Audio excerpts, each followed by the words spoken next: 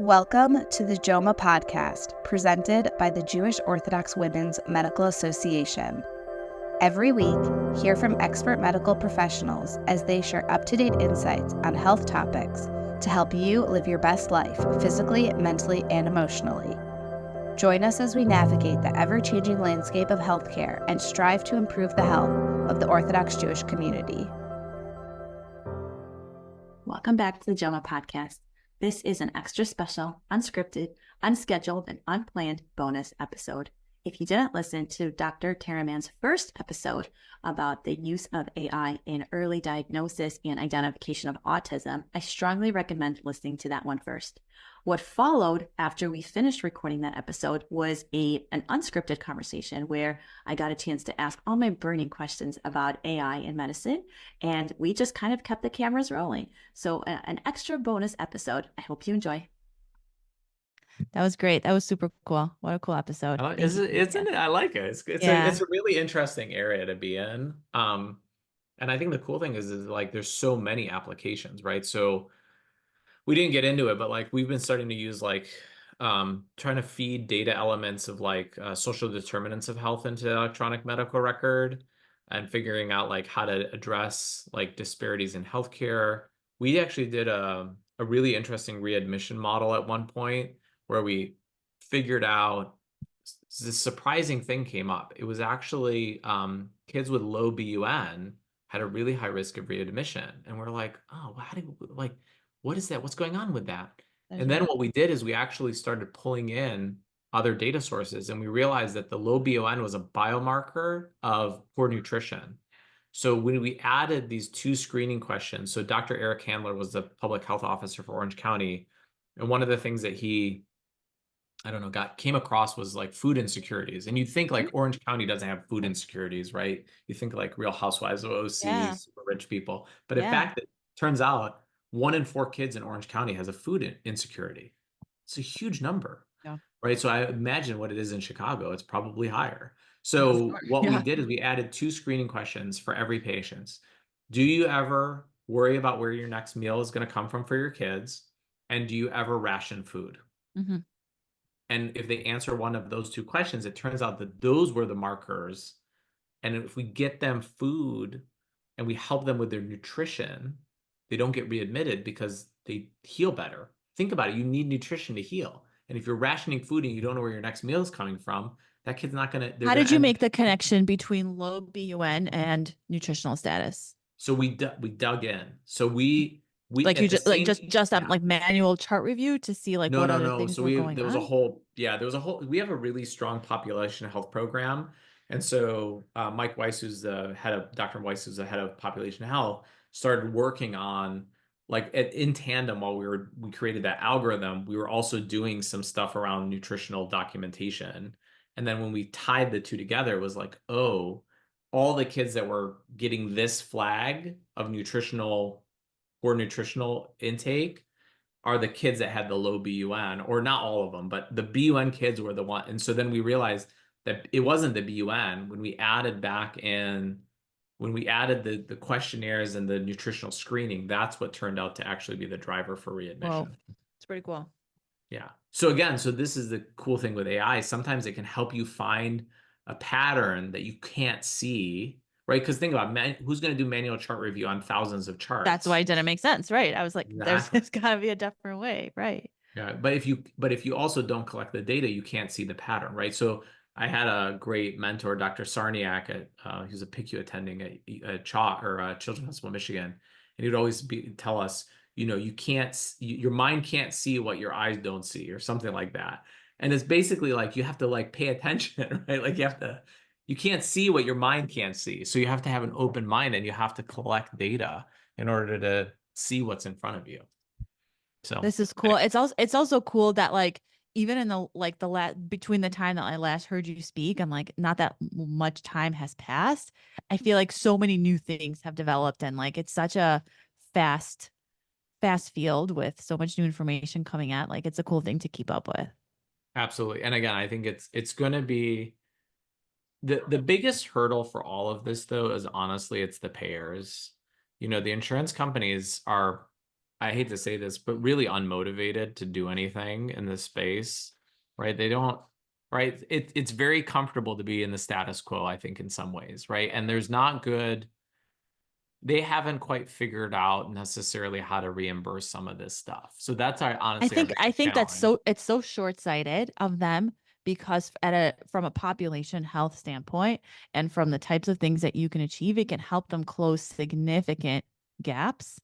Yeah. And I can tell which should you, incentivize them to reimburse for yeah, a lot of this. in a population, so let's say there was about 1 million covered lives. So if I'm a health plan and I have 1 million covered lives, because I've done this statistical modeling. So if you have if you have 1 million covered lives, I know that the plan is actually losing about $5 million per year for every million people covered by delayed diagnosing autism. So just the status quo is costing the health system per million lives covered $5 million per year.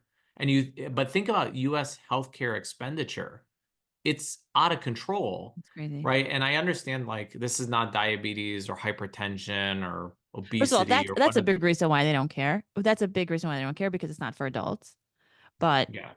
there's for sure adult utility and all this stuff, probably yeah. even more so. And it just has to be sold correctly to them. So this is one of the reasons, though, that I think longitudinal and lifespan health data is going to be really important. So one of the things that we have not done as a country is we've not invested in longitudinal healthcare. So if you look at Singapore or Japan, which have nationalized health programs and track through the lifespan a patient, they can understand that, by the way, stuff that happens when you're 4 or 5 may influence your diabetes and your hypertension. And by the way, if you wait till they're 30 and 40 or 50 to intervene, it's way too late. I was going to say, right? and those So countries tend to have better health outcomes. they do for sure. And I don't think people realize this, like this whole push on ACEs, right? So these are adverse childhood events. Yep. They have epigenetic changes that we're seeing that if you experience, X ACEs, your risk of hypertension or diabetes as an adult is much higher. So the reality is we shouldn't be waiting until they develop hypertension and diabetes. We need to start intervening like preventatively. But again, the challenge is that our healthcare system payment structures are malaligned and malincentivized. 100%. Preventive conversations take me the longest amount of time. And I struggle to find the ICD-10 code for it. No, but it is tough. It is tough. That's really, I mean, if you want to get down this whole rabbit hole, I really feel like value-based care is like the perfect type of payer system or model that makes the most sense because it's the only way that I've ever seen where incentives are aligned. The challenge with value-based care, though, is that although all the payers say they want to do it, when you actually try and get them to do it, they're like, oh, we don't have the infrastructure to actually figure out how to do this. In many cases, not needs everywhere. to be, I mean, at least in my experience for where I work, it needs to come where the medical side of like the practice has to be willing to invest in that partnership, and they have to bring all the sources to the table in order to support it. And most practices just don't have that. Well, and again, in a weird way, and not to like keep going on the AI stuff, but like this is also where some of the data sources and the AI models can be helpful because again, we know that many of these social determinants of health are outside of our control as clinicians, right? So unless the health plan is recognizing, for example, and this was actually really cool. I don't know if you saw this. There was a study that looked at where kids were needing their inhalers for asthma. Okay. And they were able to see oh, there's these, industrial areas that are putting out basically harmful chemicals. And then all the asthmatics are like having flare-ups and, timing it to weather patterns. I mean, there's really cool stuff that you can do and then go, okay, like we probably shouldn't let the kids play on the playground on this day because they're burning whatever, into the environment. And that's causing all the asthmatics to have, asthmatic crises and end up in the ER. The right? health Like, plan should be very interested in that because that's probably costing them a lot. oh, absolutely. So Absolutely. Yeah. So anyways, but this is where this is where we need to collectively collect the data and show them what is the value proposition. So again, like when I talk to payers, it's not, hey, I have this device and this is what you should pay for it. It's, okay, based on your population and the average age of diagnosis of kids, I know you're actually missing this number of kids with autism. And for every month you're missing them, it costs you this much. And so let's work together to actually get some not only better outcomes and not talk about equity, but actually do something about equity. Mhm. You know, Yeah, they don't there's a lot of care. lip service. Yeah. Thank you for listening to the JOWMA podcast. We welcome your feedback and ideas for future episodes. Send us an email at health@jowma.org. Don't forget to subscribe, rate, and review us on your favorite podcast platform.